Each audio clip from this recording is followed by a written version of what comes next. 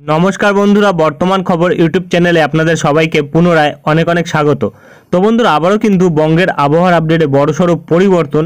কারণ এই মুহূর্তে কিন্তু যা আপডেট পাওয়া যাচ্ছে তাতে দেখা যাচ্ছে আমাদের দক্ষিণবঙ্গে বৃষ্টির পরিমাণ কিন্তু বেড়েছে বিভিন্ন জায়গাতে, এবং বিভিন্ন জায়গাতে কিন্তু বৃষ্টির পরিমাণ কমেছে।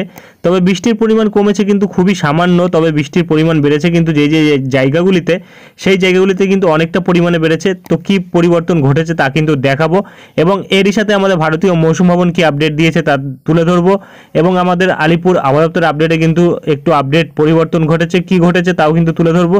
তাই বিস্তারিত জানতে হলে, সঠিক আপডেটটি পেতে হলে ভিডিওটি অবশ্যই শুরু থেকে শেষ অবধি দেখবেন, এবং ভালো লেগে থাকলে একটি লাইক করবেন। আর আমাদের ভিডিওটির নিচে একটি লাল রঙের সাবস্ক্রাইব বাটন আছে, সেটিকে টিপে তার পাশে থাকা বেল আইকনটিকে অল অপশানে দিয়ে আমাদের সাথে থাকবেন। এবং আপনারা বর্তমানে ভিডিওটি কোন জেলা বা জায়গা থেকে দেখছেন, সেখানকার আবহাওয়ার পরিস্থিতি কেমন আছে তা কিন্তু অবশ্যই কমেন্ট বক্সে কমেন্ট করে জানাতে ভুলবেন না। তো চলুন বন্ধুরা, আমরা ভিডিওটিকে শুরু করব। তবে তার আগে দেখে নেব আমাদের ভারতীয় মৌসুম ভবন ও আলিপুর আবহাওয়া দপ্তর কী বলছে। তো বন্ধুরা, আমরা চলে এসেছি ভারতীয় মৌসুম ভবনের আপডেটে। এখানে প্রকাশিত আপডেটে কিন্তু বলা হচ্ছে একটি পশ্চিমী ঝঞ্ঝা রয়েছে, যেটা কিন্তু গতকালও ছিল। একই আপডেট রয়েছে এখানে কিন্তু আরেকটি ঘূর্ণাবর্ত রয়েছে, যেটি কিন্তু উত্তর পূর্ব আসামে রয়েছে, এবং পশ্চিমী ঝঞ্ঝার জেরে কিন্তু বৃষ্টি থাকবে উত্তর পশ্চিম ভারতবর্ষের বিভিন্ন জায়গাতে। 30 থেকে 40 কিলোমিটার বেগে ঝোড়ো আবহাওয়া থাকবে, যেটা কিন্তু আজ থাকবে। এবং এখানে কিন্তু বৃষ্টির সম্ভাবনা থাকবে 17 মার্চ অবধি, যেটা কিন্তু আমাদের উত্তর পূর্ব ভারতবর্ষ, পূর্ব ভারতবর্ষের বিভিন্ন জায়গাতে থাকবে। তবে পূর্ব ভারতবর্ষে তেমন কোনো বৃষ্টি নেই, বিক্ষিপ্তভাবে বৃষ্টি কিন্তু থাকতে পারে আজ। কোন কোন জায়গায় থাকছে সেটা আমরা পরে দেখাবো। তবে এখানে কিন্তু আমাদের আসাম, নাগাল্যান্ড, মণিপুর, মিজোরাম, ত্রিপুরা এবং তারই সাথে অরুণাচল প্রদেশ বিভিন্ন জায়গাতে কিন্তু 16 থেকে 19 তারিখ এবং 17 তারিখ অবধি বৃষ্টি থাকতে পারে। এবং এখানে বলা হয়েছে তাপমাত্রা কিন্তু কমে আসবে, এবং তাপমাত্রা বাড়বে এবং তাপমাত্রা কমে আসবে, যেটা কিন্তু আমাদের মধ্য ভারতবর্ষে তাপমাত্রা বাড়বে, পূর্ব ভারতবর্ষে, এবং তাপমাত্রা কমবে আবারও কিন্তু আমাদের উত্তর পশ্চিম ভারতবর্ষে। এবং এখানে তাপপ্রবাহের ক্ষেত্রে বলা হয়েছে তাপপ্রবাহ, তীব্রতর তাপপ্রবাহ থাকতে পারে উড়িষ্যায় আজ থাকবে, এবং তাপপ্রবাহ থাকবে আমাদের দক্ষিণবঙ্গে, যেটা কিন্তু 16-17 তারিখ অর্থাৎ আজও আগামীকাল থাকবে। ওড়িশাতে 17-18 তারিখ থাকবে, এবং কর্ণাটকাতে কিন্তু থাকবে 18-19 তারিখ, এবং এর সাথে বিদর্ভ, ছত্তিশগড়, ঝাড়খণ্ড এবং উত্তর তেলেঙ্গানাতে থাকবে 16 তারিখ অর্থাৎ আজ। এবং রাত্রির তাপমাত্রাও কিন্তু গরম থাকবে মোটামুটি বেশ কিছু জায়গাতে, যেটা কিন্তু ওড়িশার ওপর থাকবে, ম্যাক্সিমাম জায়গাতে থাকার সম্ভাবনা রয়েছে। ওড়িশাতে কিন্তু লাল সতর্কতা থাকবে আজ তাপপ্রবাহের জন্য, যেটা কিন্তু 16 থেকে 18 তারিখ অবধি থাকবে। এবং এখানে বলা হয়েছে গরম ও আর্দ্রতাপূর্ণ আবহাওয়া থাকবে, যেটা কিন্তু কেরালা, মাহে, কোস্টাল অন্ধ্রপ্রদেশ এবং তার সাথে কিন্তু ইয়ানামে 16 তারিখ, এবং সৌরাষ্ট্র কুচে কিন্তু 16 থেকে 19 তারিখ অবধি। এবং এইখানে যদি আমরা ফোরকাস্ট ম্যাপ দেখি, তাহলে কিন্তু এখানে পাওয়া যাচ্ছে যে ফোরকাস্ট ম্যাপের মধ্যে দেখা যাচ্ছে ওড়িশাতে কিন্তু লাল সতর্কতা থাকছে আজ, আমাদের দক্ষিণবঙ্গে কিন্তু হলুদ সতর্কতা থাকছে, ঝাড়খণ্ডে হলুদ সতর্কতা থাকছে, এবং এখানে কিন্তু উত্তর পশ্চিম ভারতবর্ষে দেখা যাচ্ছে যে বৃষ্টির জন্য কিন্তু বজ্রবিদ্যুৎ সহ বৃষ্টির জন্য হলুদ সতর্কতা থাকছে। এখানে দক্ষিণ পশ্চিম ভারতবর্ষে কিছু জায়গায় বৃষ্টির জন্য হলুদ সতর্কতা থাকছে, কিছু জায়গায় তাপপ্রবাহ থাকছে, এবং এপাশে কিন্তু আমরা দেখতে পাচ্ছি পশ্চিম ভারতবর্ষের দিকে কিন্তু তাপপ্রবাহের জন্য হলুদ সতর্কতা থাকছে, এবং আমাদের উত্তর পূর্ব ভারতবর্ষে এবং উত্তর ভারতবর্ষে কিন্তু দেখা যাচ্ছে যে বজ্রবিদ্যুৎ সহ বৃষ্টির জন্য হলুদ সতর্কতা থাকছে আজ। এবং এখানে যদি আমরা দেখি আগামীকালের ক্ষেত্রে, তাহলে কিন্তু দেখা যাচ্ছে আমাদের অরুণাচল প্রদেশের ওপর কিন্তু বজ্রবিদ্যুৎ সহ বৃষ্টির জন্য কিন্তু কমলা সতর্কতা থাকছে, ভারী বৃষ্টি থাকতে পারে। এবং এরই সাথে কিন্তু আমাদের আসাম, নাগাল্যান্ড, মণিপুর, মিজোরাম, ত্রিপুরাতেও কিন্তু ভারী বৃষ্টির সাথে সাথে বজ্রবিদ্যুৎ সহ বৃষ্টি থাকতে পারে। এবং আমাদের দক্ষিণবঙ্গে কিন্তু আগামীকালও তাপপ্রবাহের জন্য হলুদ সতর্কতা থাকবে, এবং ওড়িশাতে কিন্তু কমলা সতর্কতা থাকবে। এবং আর কিন্তু তেমন কিছু বলা হয়নি। এবং এরপরে যদি আমরা দেখি 18 তারিখ কিন্তু ম্যাক্সিমাম জায়গায় কিন্তু নিউট্রাল ওয়েদার থাকবে, এবং দেখা যাচ্ছে যে এপাশে কিন্তু ওড়িশার উপর কমলা সতর্কতা থাকছে, এবং এপাশে দক্ষিণ ভারতবর্ষের দিকে কিন্তু দেখা যাচ্ছে যে বৃষ্টির সম্ভাবনা থাকছে। এবং এপাশে 19 তারিখেও কিন্তু আমরা দেখতে পাচ্ছি বজ্রবিদ্যুৎ সহ বৃষ্টি থাকছে ওড়িশাতে, এবং এপাশে কিন্তু আমাদের উত্তর পূর্ব ভারতবর্ষে বজ্রবিদ্যুৎ সহ বৃষ্টি থাকছে। বাদবাকি জায়গাগুলিতে কিন্তু দেখা যাচ্ছে কিছু কিছু জায়গায় নিউট্রাল ওয়েদার থাকছে, এবং কিছু কিছু জায়গায় কিন্তু তাপপ্রবাহের সতর্কতা থাকছে। এবং আর কিন্তু তেমন কিছু বলা হয়নি। চলে আসবো আমরা আলিপুরের আপডেটে, দেখে নেব কী পরিবর্তন ঘটেছে। তো বন্ধুরা, আমরা চলে এসেছি এখানে উত্তরবঙ্গের আপডেটে। এখানে দেখা যাচ্ছে উত্তরবঙ্গের আপডেটে কিন্তু আজ বৃষ্টি থাকছে দার্জিলিং, জলপাইগুড়ি, কালিম্পং, আলিপুর দুয়ারের ওপর, এবং বাদবাকি জায়গাগুলিতে শুষ্ক আবহাওয়া থাকছে। এবং শুষ্ক আবহাওয়া কিন্তু থাকছে মোটামুটি প্রায় 22 তারিখ অবধি, যেটা আমরা বর্তমানে পাচ্ছি উত্তরবঙ্গের ক্ষেত্রে। এবং এখানে যদি আমরা দেখি, তাহলে কিন্তু দেখা যাচ্ছে যে তাপমাত্রা কিন্তু বাড়ার সম্ভাবনা রয়েছে 2 ডিগ্রি মতো, এবং পরের দুদিনে তারপরে কিন্তু তাপমাত্রা তেমন কোনো পরিবর্তন লক্ষ্য করা যাবে না। এবং এপাশে কিন্তু দেখা যাচ্ছে আজ কিন্তু বজ্রবিদ্যুৎ সহ বৃষ্টির জন্য হলুদ সতর্কতা থাকছে, যেটা কিন্তু দার্জিলিং কালিম্পংয়ের ওপর থাকছে, আর কোনো জায়গার ক্ষেত্রে কিন্তু নেই। তো আর কিন্তু তেমন কিছু বলা হয়নি আমাদের উত্তরবঙ্গের ক্ষেত্রে। চলে আসবো দক্ষিণবঙ্গের আপডেটে, দেখে নেবো কি বলা হয়েছে। তো বন্ধুরা আমরা চলে এসেছি দক্ষিণবঙ্গের আপডেটে। এখানে প্রকাশিত আপডেটে কিন্তু আজ তেমন কোনো বৃষ্টি নেই, মোটামুটি কিন্তু এখানে দেখা যাচ্ছে 19 তারিখ অবধি আলিপুরের আপডেটে তেমন কোনো বৃষ্টি নেই। তবে এখানে 20, 21, 22 টানা 3 দিন কিন্তু বৃষ্টি থাকার সম্ভাবনা থাকছে। এরপরে আপডেট আরও আসবে, আবারও কিন্তু আমরা পরিবর্তন লক্ষ্য করতে পারবো। তবে এখানে কিন্তু আজ তেমন কোনো পরিবর্তন ঘটেনি, শুধুমাত্র কিন্তু এখানে 22 তারিখ অবধিও বৃষ্টি থাকছে, যেটা আমরা কিন্তু পাচ্ছি নতুনভাবে। এবং দেখা যাচ্ছে যে এখানে কিন্তু হালকা থেকে মাঝারি বৃষ্টি থাকছে প্রায় প্রতিটা জেলার ওপর আজ আজ নয় 19 তারিখ 20 তারিখ থেকে, যেটা কিন্তু আমরা বর্তমানে আলিপুরের আপডেটে পাচ্ছি। এবং এরপরে কিন্তু দেখা যাচ্ছে যে তাপমাত্রা তেমন কোনো পরিবর্তন কিন্তু থাকছে না আমাদের দক্ষিণবঙ্গে আগামী 5 দিন। তবে আগামী 2 দিনের মধ্যে কিন্তু তাপমাত্রা বাড়বে 2 ডিগ্রি মতো।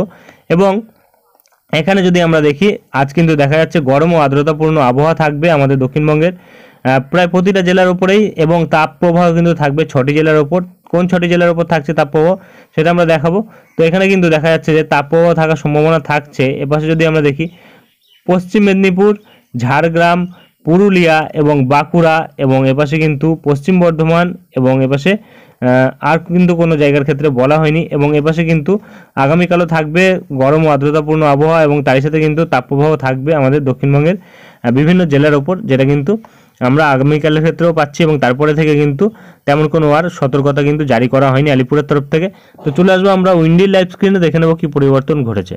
তো বন্ধুরা আমরা চলে এসেছি উইন্ডির লাইভ স্ক্রিনে, রয়েছি আমরা ECMWF মডেল এবং বজ্রবৃষ্টি মডেল, যেটা আমরা পাচ্ছি আজ কিন্তু দক্ষিণবঙ্গের বর্ধমান এবং এপাশে কিন্তু কতুলপুর, বিষ্ণুপুর, সোনামুখীর ওপর একদমই হালকা ধরনের বজ্রপাতের সাথে বৃষ্টির সম্ভাবনা কিন্তু লক্ষ্য করা যাচ্ছে।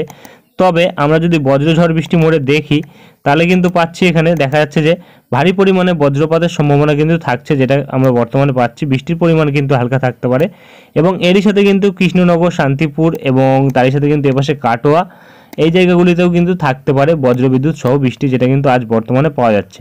এবং ক্রমশ এগিয়ে গেলে কিন্তু বিকেলবেলার দিকে দেখা যাচ্ছে এই বজ্রবিদ্যুতের পরিমাণটা কিন্তু কমে যাচ্ছে, এবং সোনামুখী, বাঁকুড়ার দিকে কিন্তু একদমই হালকা ধরনের বজ্রবিদ্যুৎ থাকছে, এবং সন্ধ্যাবেলার দিকে কিন্তু ক্রমশ সরে গিয়ে কাটোয়ার দিকে কিন্তু দেখা যাচ্ছে মাঝারি ধরনের বজ্রবিদ্যুৎ কিন্তু থাকতে পারে, যেটা আমরা বর্তমানে পাচ্ছি। তার সাথে কিন্তু 30 থেকে 40 কিলোমিটার বেগে ঝোড়ো আবহাওয়া থাকতে পারে এবং নাও থাকতে পারে, যেটা আমরা বর্তমানে পাচ্ছি। এবং আগামীকাল যদি আমরা দেখি, আগামীকালও কিন্তু দেখা যাচ্ছে যে কিছু কিছু জায়গায় কিন্তু লক্ষ্য করা যাচ্ছে বজ্রবিদ্যুৎ সহ বৃষ্টি থাকতে পারে, যেটা কিন্তু দক্ষিণ 24 পরগনায় তুলনামূলকভাবে বেশি থাকবে অন্যান্য জায়গাগুলির তুলনায়।